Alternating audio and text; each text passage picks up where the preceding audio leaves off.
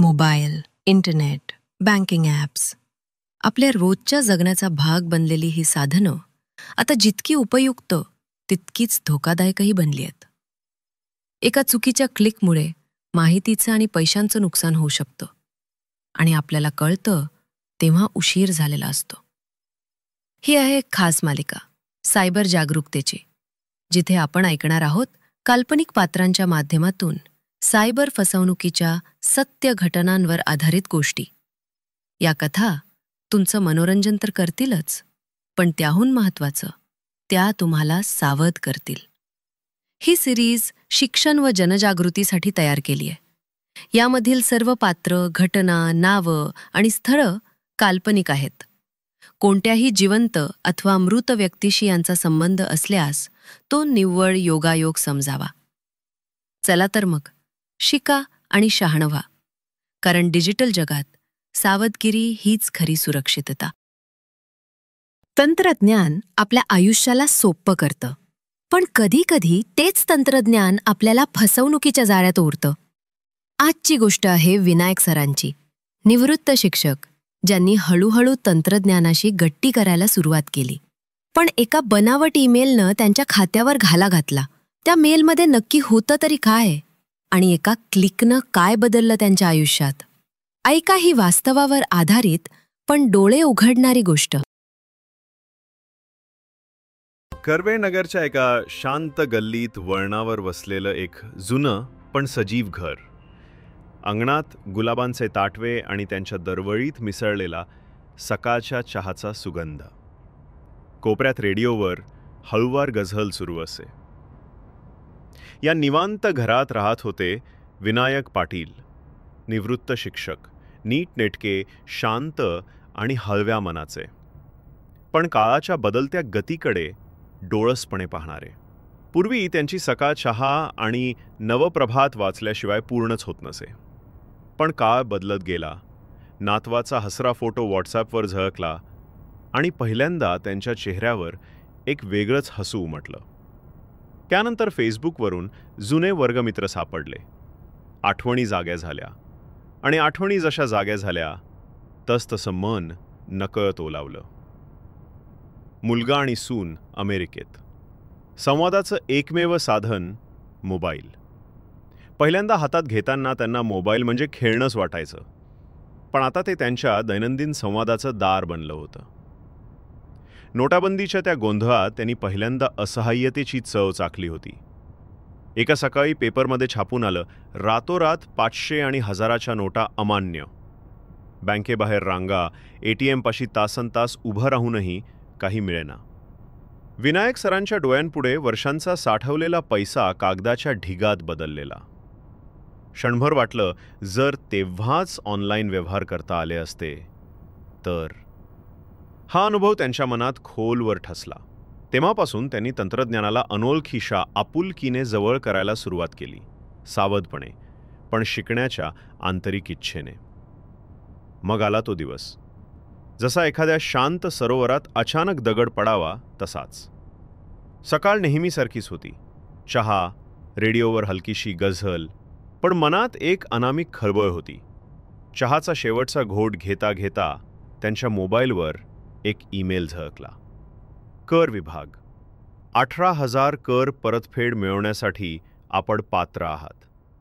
डोळ्यांसमोर ठळक सरकारी लोगो, अधिकृत वाटणारी भाषा आणि खाली एका विश्वासार्ह दिसणाऱ्या लिंकवर क्लिक करण्याची सूचना. क्षणभर थबकले. कदाचित खरंच असेल, त्यांनी विचार केला. काल कट्ट्यावर विश्वासराव म्हणाले होतेच, सरकार आता मेलवरून रिफंड पाठवतं म्हणे. त्यांनी लिंकवर क्लिक केलं, वेबसाईट उघडली. सरकारी रंगसंगती, अक्षरशैली, मांडणी, सगळं अगदी वास्तविक वाटावं असंच. मनात थोडी शंका होतीच, पण मांडणी इतकी हुबेहुबे की क्षणभरही शंका आली नाही. आणि नाही म्हटलं तरी थोडी लालूच होतीच. सगळं व्यवस्थितच वाटतंय असं वाटून त्यांनी विलंब न करता कार्ड नंबर, CVV आणि पॅन तपशील भरले आणि सबमिट केलं. स्क्रीनवर एक आश्वासक संदेश झळकला. आपला अर्ज स्वीकारण्यात आला आहे. तपासणीनंतर संबंधित रक्कम आपल्या खात्यावर जमा केली जाईल. आपला दिन शुभ जावो. त्यांनी समाधानाने डोळे मिटले. तंत्रज्ञान खरंच जादू आहे, ते स्वतःशी हसत म्हणाले. पण त्यांना हे माहीत नव्हतं की हसतानाच त्यांनी स्वतःचं दार फसवणुकीपुढे उघडं केलं होतं. पण दुसऱ्या दिवशी सकाळ काहीशी अनोळखी वाटली. पाटील सर, मानव सहकारी बँकेतून बोलतोय.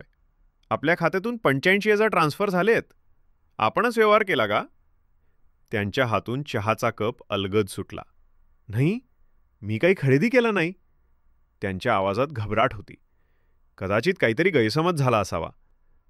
तुम्ही एकदा नीट तपासून पहा ना. पाटील सरांनी शांतपणे पण थोड्या अस्वस्थतेने सांगितलं. बँकेत गेले. व्यवस्थापकांनी खातं तपासलं. रक्कम 3 छोट्या ट्रान्सफरमध्ये परदेशात गेली होती. कार्ड वापरून, OTP टाकून, कुठल्याशा ऑनलाईन पेमेंट गेटवेवरून. हे तुमचं कार्ड वापरूनच झालंय सर. त्यांच्या नजरेसमोर कालचा तो मेल, त्या वेबसाईटचं बटण आणि आपल्याच हाताने टाकलेला तो CVV झरकन तरळून गेला. धुरकट आरशातलं प्रतिबिंब हळूहळू स्पष्ट व्हावं तसं, पण उशीर झालेला होता. त्याच दिवशी विनायक सर सायबर गुन्हे शाखा यांच्याकडे गेले. तपासणी झाली, तपशील गोळा झाले, मेल बनावट होता, वेबसाईट बनावट होती. रक्कम 1 तासातच 3ऱ्या देशात वळवली गेली होती. सर, हे फिशिंग आहे, अधिकाऱ्याने शांतपणे सांगितलं. एक बनावट मेल, बनावट वेबसाईट, सगळं नीट आखलेलं फसवणुकीचं जाळं. आणि विशेष म्हणजे हा मेल फक्त तुमच्यासाठी नव्हता. विनायक सर आश्चर्याने त्याच्याकडे पाहू लागले. पाहिलत ना पाटील सर, तो पुढे म्हणाला. अशा प्रकारचे ईमेल्स हजारो लोकांना एकाच वेळी पाठवले जातात. हे म्हणजे मासेमारीसाठी टाकलेलं जाळं. कुणीतरी अडकलंच पाहिजे. कुणी लिंकवर क्लिक करतं, फॉर्म भरतं आणि मग त्यांच्या बँक खात्याची माहिती त्यांच्या नकळत फसवणूक करणाऱ्यांच्या हाती जाते. विनायक सर काहीसे सुन्न झाले. अधिकाऱ्याने सौम्य पण ठाम आवाजात पुढे सांगितलं. सरकार कधीही मेलवरून रक्कम मागवत नाही. कोणतीही bank OTP, CVV, pan, ATM pin असं काहीही विचारत नाही. आणि सर्वात महत्त्वाचं, वेबसाईटचा URL नीट पाहायला हवा. gov.in आणि gov.in यात फक्त एक झिरोचा फरक असतो, पण नुकसान हजारोंचं किंवा लाखोंचं होऊ शकतं. विनायक सर शांत होते, थोडं सुन्नही. त्यांना स्वतःचा राग येत नव्हता, पण आपण जरा अधिक शिकायला हवं होतं, हे प्रकर्षानं जाणवत होतं. त्या रात्री त्यांनी मुलाला कॉल केला. बाबा, मुलगा काळजीत पडला. सगळं ऐकल्यावर लगेच त्याने मोबाईलमध्ये सुरक्षेची सगळी काळजी घेतली.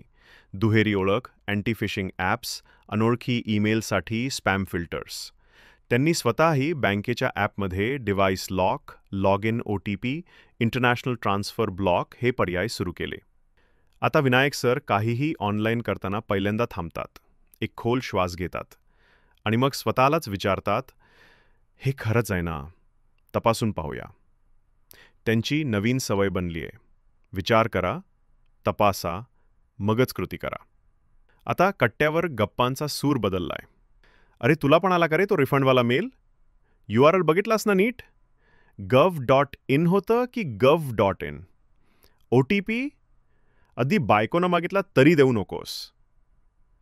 विनायक सरांची मिश्किल टिप्पणी कट्ट्यावर हास्याची लाट घेऊन गेली. आता त्या कट्ट्यावर फक्त चहाचे घोट नाही, तर सायबर सावधतेचे धडे दिले जातात.